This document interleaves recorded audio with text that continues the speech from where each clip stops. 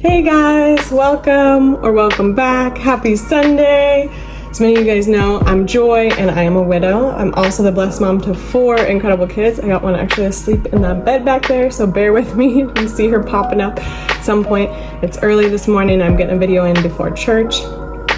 So for those of you who don't know me, I'm a widow and I make videos and I share my truths. I get really vulnerable so that you guys can walk through my journey and learn with me as I walk through the loneliness, the new uncomfortable growth, the joys, the healing, all of it together. I want to put it out here and share with you guys so you can learn along with me. If you are walking through grief, whether it's new, fresh, old, if you're in grief, you're going to experience some vulnerability. And I really wanted to pay attention to that today and focus on that topic. And to start us off, I'm going to share something that I stole from my friend Matt over in Mental Health Matters Space. He's a good friend of mine. Every Wednesday we do a Mental Health Matters Space on Twitter at 9 a.m. Definitely go check it out. There's a lot of great people there. Everybody comes and just kind of shares and vents and leaves something behind. Let some weight off their shoulders. It's an incredible space. Matt is a really wise gentleman, and I've stolen many quotes and different things from him. But he gave me this example, this story one time, and it was like this image in my head and it stuck with me. And so I just wanted to share it with you guys and give you this image that I had about vulnerability. And he was speaking specifically about wounds, like a wound, a big open cut up, bloody elbow, knee, like you're a kid and you scrape it open and there's this just giant mess on your body. And it's vulnerable and it's open. It's painful and it needs to be taken care of. And, pretty soon a scab will start to grow over and it will cover it up and it won't hurt quite so bad and it will look like it's starting to heal. And that is good because that's what the body naturally does, right? The body naturally starts to heal itself. But we have to take some steps ahead of time. And while it's open and vulnerable, we got to clean it all out and make sure that we're taking care of it so that when the scab does cover up, we haven't left a bunch of bacteria and nasty grime underneath the scab that's now in our body and could be harming our body, and it's left there. And if you don't take care of it properly, you're gonna end up having to rip open the scab and clean it out and get the infection out, and it could become something so much more serious. But what that entails is that while it's vulnerable and open like that, we need to take care of it, or we will full circle back around and end up taking that scab off and cleaning it out and starting all over. And I loved that image because when you're fresh in grief, you're very vulnerable. And vulnerability can be a really good thing. There's good things in that God has used so much in my story. And I had to get super vulnerable. And I still am.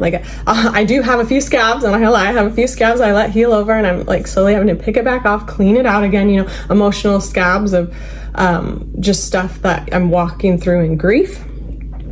But it's painful.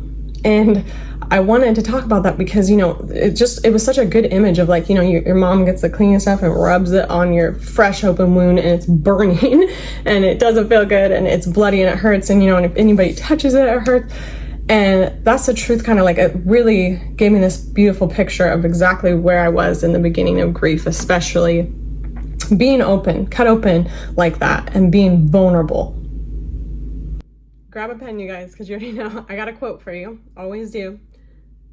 To share your weakness is to make yourself vulnerable. To make yourself vulnerable is to show your strength. To share your weakness is to make yourself vulnerable. To make yourself vulnerable is to show your strength.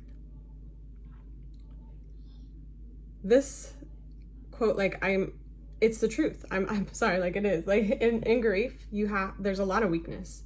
There's a lot of getting vulnerable. And the healing and the vulnerability and the weakness, they all kind of go hand in hand. Because if you want to get better, there's my little one. I knew she was going to wake up at some point. If you want to get better, you have to be vulnerable. You have to share your weakness. And the vulnerability is this huge door. You're open, right? It's scary. You're wide open.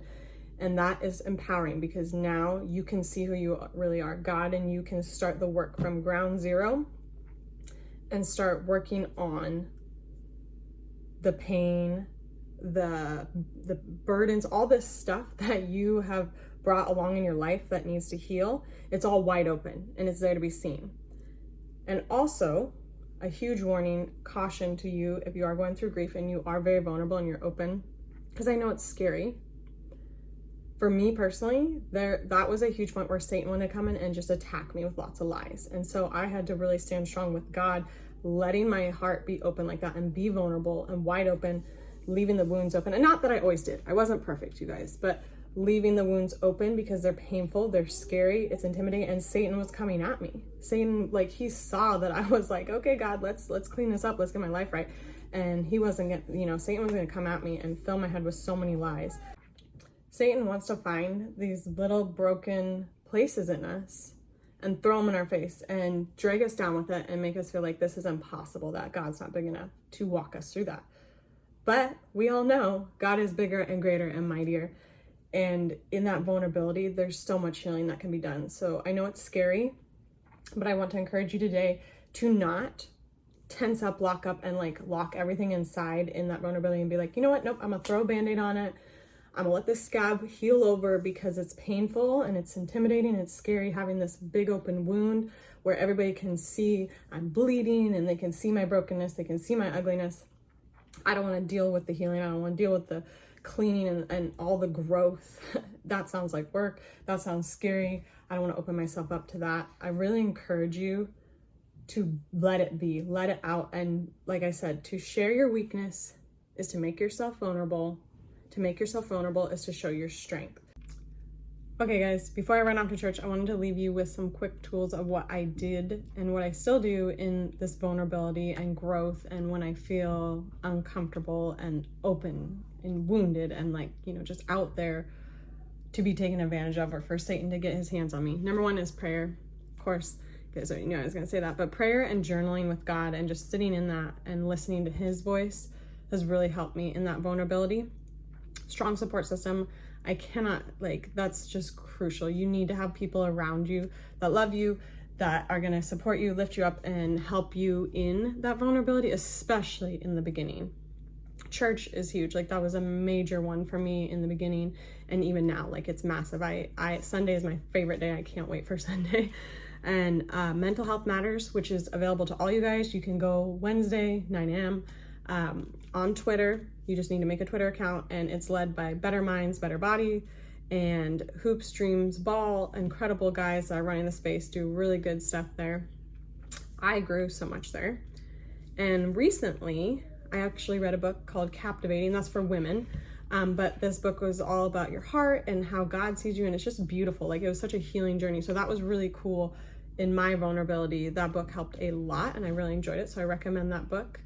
I think the author is John Eldredge, I want to say. Stacy and John Eldredge. I'm not even sure if that's the correct author, but something like that. Captivating. Such a good book.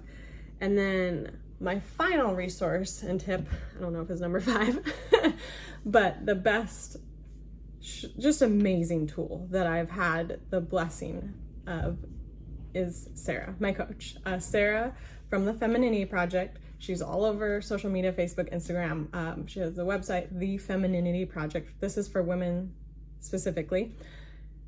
If you feel vulnerable and if you feel like there is room that you want to grow and become more confident and get stronger in who you are, and also not hiding in that vulnerability, not locking things in and just becoming callous and cold and fearful, I would highly recommend checking out Sarah at the Femininity Project. Send her a message. She's amazing. She's kind. She's sweet. She's so full of wisdom, and she has completely changed my course and just blessed me with lifting me up and giving me the tools and the resources to see my femininity as a superpower that God has blessed me with, to see my heart as a superpower that God has blessed me with, and just shown me so many things that I had lost touch with. So those are my tips. I hope you guys have an amazing Sunday, and I'll see you guys next week.